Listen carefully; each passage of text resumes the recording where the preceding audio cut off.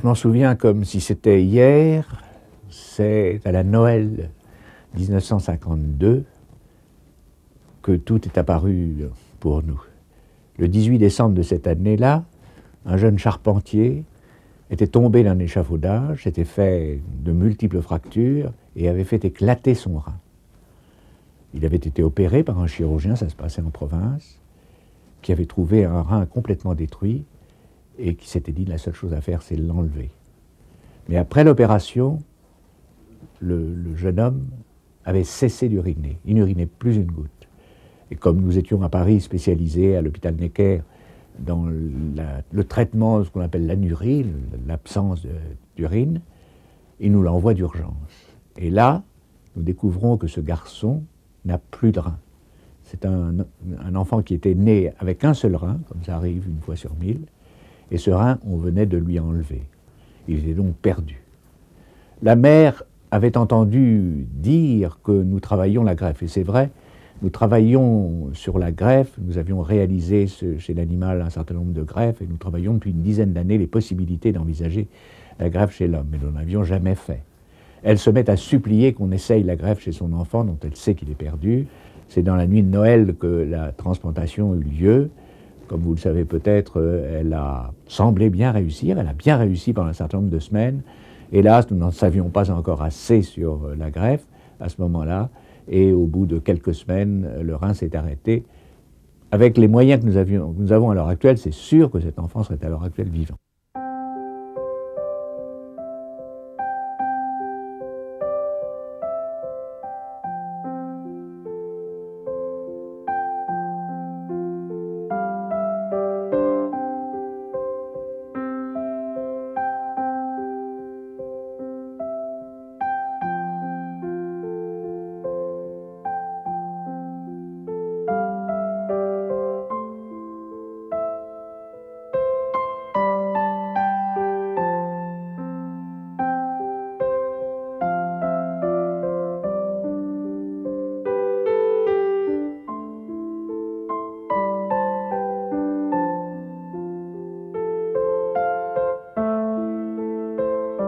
Je suis le professeur Michel Broyer et je suis le chef de service de néphrologie pédiatrique à l'hôpital des enfants malades, ici même. La néphrologie pédiatrique, c'est la science des maladies rénales des enfants. Donc c'est un service où l'on s'occupe de tous les problèmes de reins. Voilà, les reins, ce sont des organes très importants pour la vie, organes vitaux, car ils assurent l'épuration des déchets. Le sang parvient au rein par voie artérielle. Il est filtré dans la partie corticale du rein. Les déchets sont évacués dans les urines avec l'excès d'eau. Le sang filtré, dont la teneur en sel et l'acidité ont été équilibrées, retourne dans la circulation par la voie veineuse. C'est un premier rôle très important, mais il y a d'autres rôles, et en particulier le rein élabore un certain nombre de substances qui sont très importantes pour la santé, par exemple pour que les globules rouges se construisent normalement ou pour que le métabolisme du calcium s'effectue normalement. Il y a de très nombreuses maladies qui peuvent conduire à la destruction des reins. Il y a des maladies génétiques, ça représente peut-être 20% du total, et le reste, ce sont des maladies acquises. Par exemple, des glomérulonéphrite qui évoluent mal, ou des syndromes néphrotiques graves de l'enfant. Donc il y a toute une série de maladies, je suis obligé d'être très schématique ici, qui peuvent arriver à la destruction rénale. Alors si les reins ne fonctionnent plus, eh bien effectivement, on peut remplacer ce fonctionnement défaillant par ce que l'on appelle le rein artificiel. Il est possible d'enlever les déchets de l'organisme par cet appareillage très complexe. Je suis le docteur Marie-France Gagnadou, le médecin responsable de l'unité d'hémodialyse pédiatrique de l'hôpital des enfants malades. L'hémodialyse pédiatrique, c'est le traitement des enfants en insuffisance rénale par le rein artificiel. Et le rein artificiel, ce qu'on appelle le rein artificiel, c'est cet ensemble qui comporte le dialyseur, qui est le filtre qui va épurer le sang de ses déchets. Ce filtre est constitué par une membrane qui ne laisse passer que les sels et l'eau, mais qui retient les cellules sanguines et les protéines. On fait donc circuler d'un côté de cette membrane le sang à épurer, et de l'autre côté, le liquide de dialyse qui a la même composition en sel et la même acidité que le sang épuré. Ainsi, les déchets de l'organisme passent depuis le sang vers le liquide de dialyse qui est éliminé. Et il y a aussi la dialyse péritonéale, qui est une façon d'enlever les déchets, souvent utilisée chez l'enfant. La dialyse péritonéale utilise le péritoine comme membrane de dialyse. Le péritoine est une membrane qui englobe le contenu de l'abdomen. Cette membrane est irriguée par des vaisseaux sanguins avec lesquels elle peut établir des échanges. Par l'intermédiaire d'un cathéter, on injecte dans la cavité péritonéale le liquide de dialyse. À intervalles réguliers, ce liquide est remplacé par du liquide neuf. On s'oriente vers la transplantation parce que l'hémodialyse ou la dialyse péritonéale, c'est très contraignant. Ce sont des traitements qu'il faut répéter continuellement. Ces déchets s'accumulent jour après jour et par conséquent, il n'y a pas de fin à la nécessité d'épurer. Et on ne voit pas très bien un enfant rentrant indéfiniment dans la carrière d'un dialysé. Il faut qu'il y ait une perspective de retrouver, disons, une santé normale, qu'il n'ait pas besoin pour se maintenir de ces séances de dialyse qui imposent une perte de temps considérable pour l'enfant, surtout à la période de sa scolarité, et aussi un certain nombre de symptômes qui sont désagréables. Donc ça va de soi qu'il vaut mieux transplanter et avoir un rein greffé qui va fonctionner plutôt que de venir à l'hôpital 3 fois par semaine ou d'avoir des séances de dialyse péritonéale toutes les nuits. Et il est très important pour nous qui sommes dans cette discipline d'assurer la greffe de ces enfants le plus vite possible. Et je dois dire qu'à l'heure actuelle, il y a eu des progrès énormes qui ont été réalisés grâce à une modification des règles de répartition au sein de l'établissement français des greffes qui donne une priorité aux enfants. Ceci permet de réduire la durée d'attente et même de faire des greffes avant que la dialyse soit nécessaire, pour peu qu'on ait la chance d'avoir un rein compatible. Il faut dire que cette approche est devenue très sûre. En termes de survie du malade, on peut dire que c'est quasiment du 100% ou du 99% à l'heure actuelle. En termes de survie du greffon, mais pour répondre précisément en chiffres, dans notre série, à l'heure actuelle, à 5 ans, nous avons des résultats qui sont entre 85 et 90% de greffes fonctionnelles, de première greffe fonctionnelle. Et en cas d'échec, on peut toujours refaire une deuxième greffe avec à peu près les mêmes chances de succès.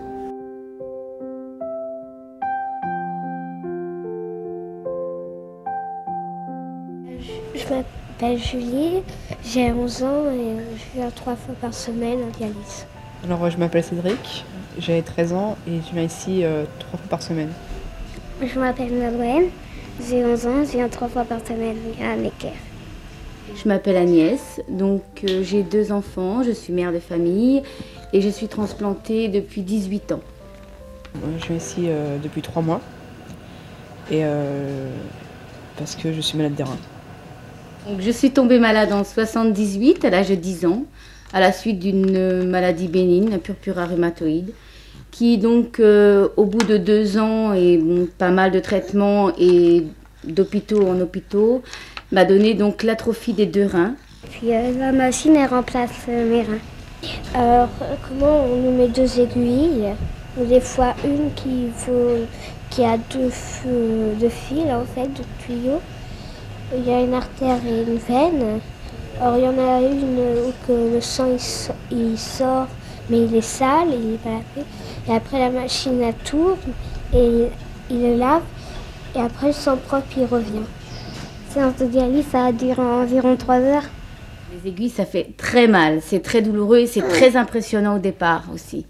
C'est vrai que quand on dit à un enfant tu vas passer en dialyse, on vous met sur un lit et puis voilà, tout le monde est autour de vous et ça commence.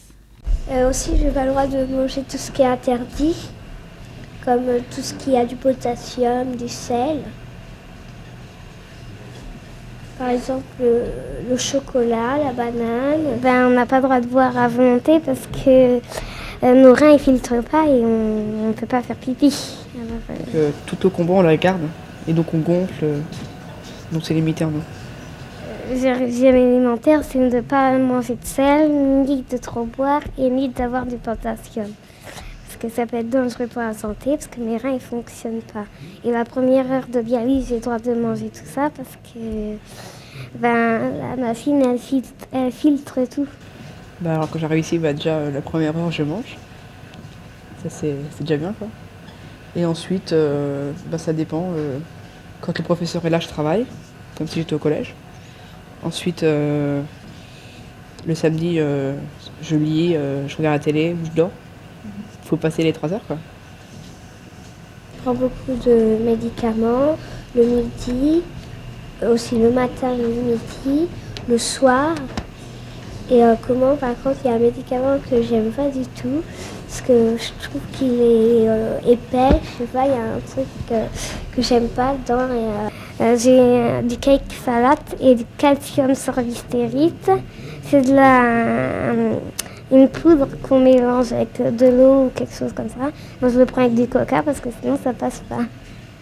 Je pars en vacances avec mon père, ma mère, ma soeur, et puis cette année, on emmène ma mamie.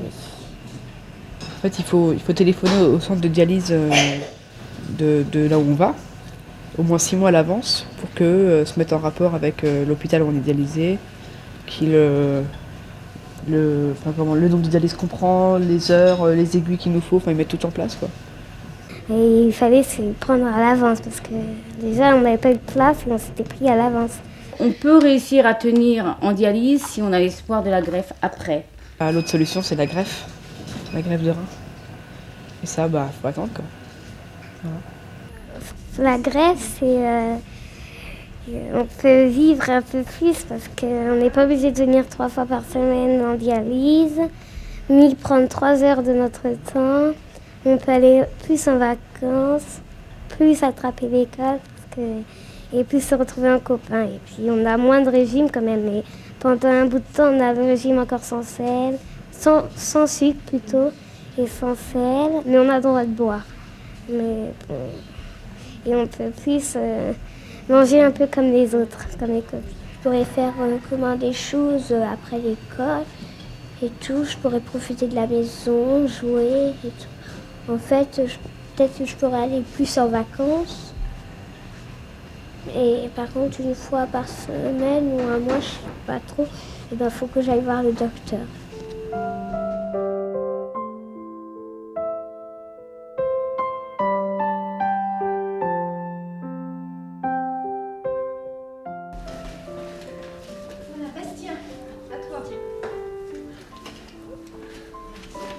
Bonjour, je m'appelle Bastien, j'ai 11 ans et j'ai été greffé d'un rein. Je rentre en CM2 et j'adore faire du poney. Donc les médicaments, on continue tout de la même façon. Hein, tu ne te trompes pas, tu emportes bien tes médicaments en vacances. Hein, et tu vas partir où là après? Je pars. Tu restes un petit peu avec maman? Un peu, et après tu pars où? À Bois-le-Roi. Ah oui, tu repars avec le CPA là comme l'an dernier. À Bois-le-Roi, on fait du poney. Alors, on se lève vers 7h. On va prendre notre petit déjeuner à 8h. Ensuite, je monte à poney. C'est difficile, hein. Voilà, là c'est mieux que tout à l'heure. Accroupi. Là c'est bien. À genoux. J'ai très envie de passer à cheval pour devenir un cavalier professionnel. Dès que j'ai eu cette greffe, donc, je vous dis, j'ai commencé à vivre. Donc avec mes amis, j'ai fait beaucoup de choses que je ne pouvais pas faire avant, donc toutes les activités qu'un enfant peut faire. Au fur et à mesure du temps, j'ai pu partir en vacances avec d'autres personnes. Parce que c'est vrai que lorsque vous avez la dialyse, vous ne pouvez pas partir en vacances, puisque vous avez la contrainte d'aller à la machine 3 fois par semaine. Là, je n'avais plus cette contrainte-là, j'avais juste mes médicaments à emmener. Donc je pouvais partir en vacances avec des amis. De là, aujourd'hui, j'ai donc un travail, je suis hôtesse d'accueil dans un grand magasin. J'ai 2 enfants, je suis mariée et je viens d'acheter une nouvelle maison. Voilà, donc la greffe pour moi, ça fait que des bonnes choses et je souhaite à tout le monde la même chose.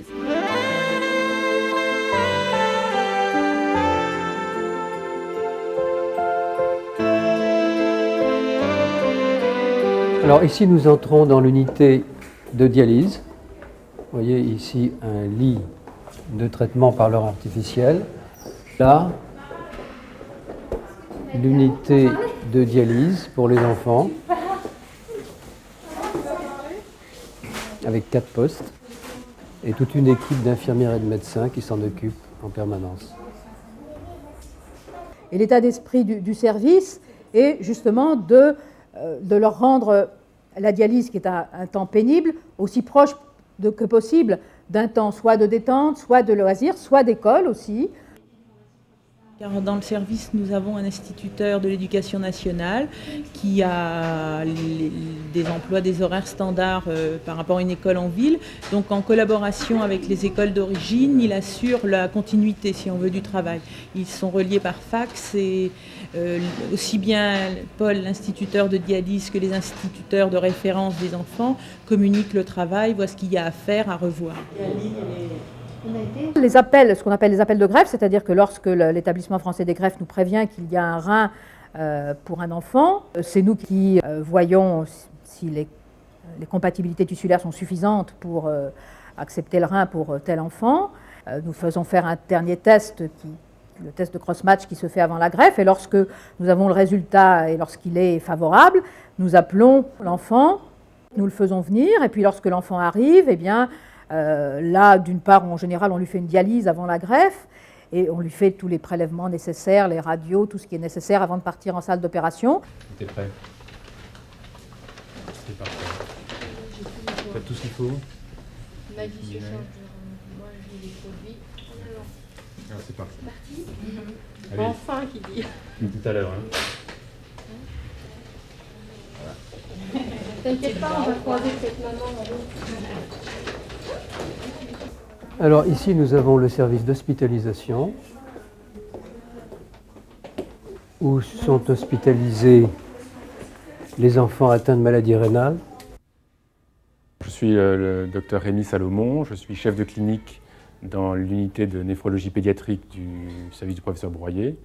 Donc l'unité est faite ici de 14 à 16 lits suivant les moments dévolus à toutes les maladies rénales de l'enfant. L'activité de greffe rénale fait partie de notre activité, ce n'est pas l'activité principale, mais c'est une activité qui est régulièrement suivie dans le service. Une fois que l'enfant part au bloc opératoire, en général, nous assistons à la fin de l'intervention au moment crucial, c'est-à-dire le moment où l'on déclenche l'artère rénale, c'est-à-dire qu'au moment où le greffon va être vascularisé. C'est un moment crucial car on voit comment se fait la vascularisation dans le greffon et comment, en général, ça se passe très bien, mais s'il y a un petit problème, il faut qu'on soit là pour bien évaluer ce moment précis. Donc à la sortie du bloc opératoire, comme pour toute intervention chirurgicale, l'enfant passe en salle de réveil quelques heures, puis monte dans le service de réanimation médicale. Nous allons 2 à 3 fois par jour visiter, aller voir l'enfant, voir comment le traitement se passe, comment le traitement est supporté. Et donc c'est un travail en étroite collaboration avec l'équipe des réanimateurs. Et donc au bout de 48 heures, l'enfant revient dans le service. Il est accueilli ici par l'ensemble de l'équipe infirmière et médicale et commence à proprement parler donc la prise en charge dans notre service post-greffe, donc durant une période qui va durer 3 semaines à 1 mois en moyenne. C'est une phase où on surveille de très près la fonction du greffon, vérifier que la greffe prend bien, qu'il n'y a pas de phénomène de rejet et que la fonction du greffon est normale, c'est-à-dire que la diurèse se fait correctement. Donc il y a toute une série de paramètres cliniques et biologiques, quotidiens, pluriquotidiens, que nous surveillons donc très attentivement pour vérifier que tout se passe bien.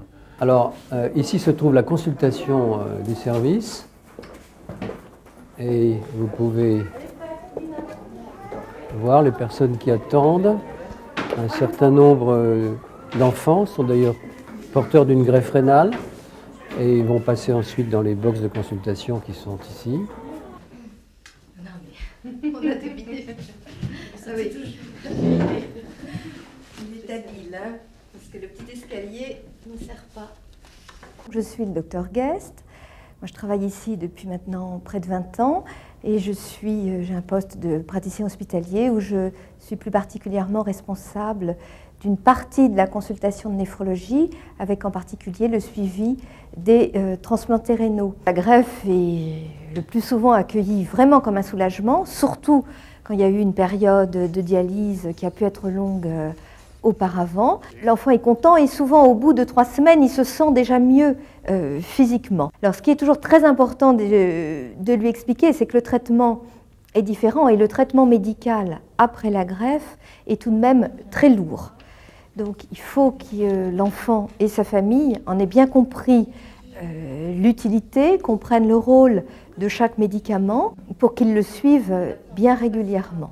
Et puis petit à petit, il va se sentir physiquement beaucoup mieux, il va pouvoir reprendre ses activités normales et les choses vont aller vite mieux. Moi, une fois par an, sûr. Ah, une fois par an, sûr. Oui, toujours. Je viendrai tous les jours.